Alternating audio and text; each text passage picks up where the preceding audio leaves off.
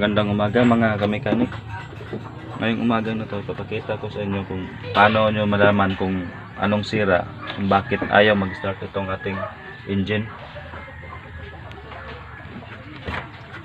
Tingnan natin kung anong sira nito kasi ayaw redondo lang siya ng redondo, ayaw naman siyang ayaw niyang umandar. Test po muna natin.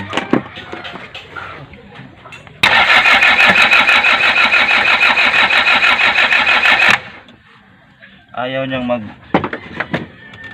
niyang umandar. So check natin kung naka-on ba yung ating makita dito. Ito mga kamekanik, naka-on naman siya.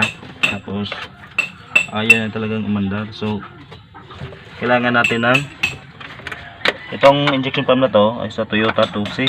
So i-check natin kung may kuryente itong shut off valve. Lagyan natin itong dulo sa ground.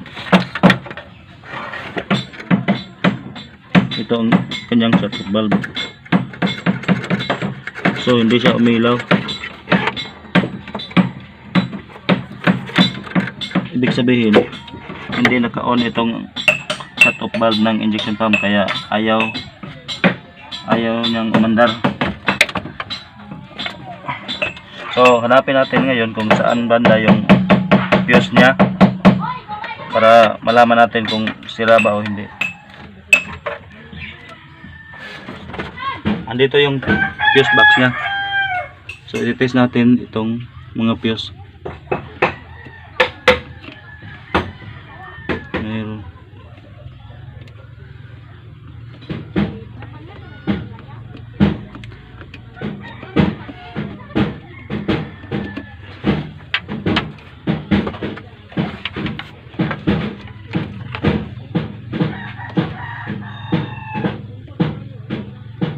May sira itong isang fuse eh.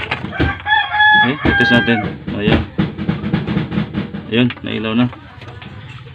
Check natin ito ulit, itong shut off valve ng injection pump.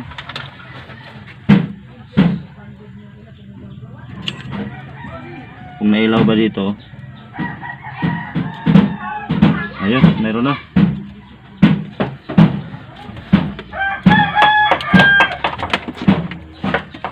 Try natin ulit mga kamekanik.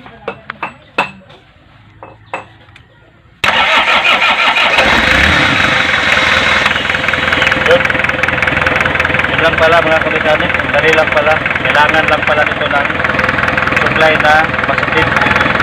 Pag wala kasi itong supply, hindi magbubukas yung kanyang fuel sa injection pump. Kaya kailangan talaga may supply ito ng positive para ma-open niya yung diesel niya or gas.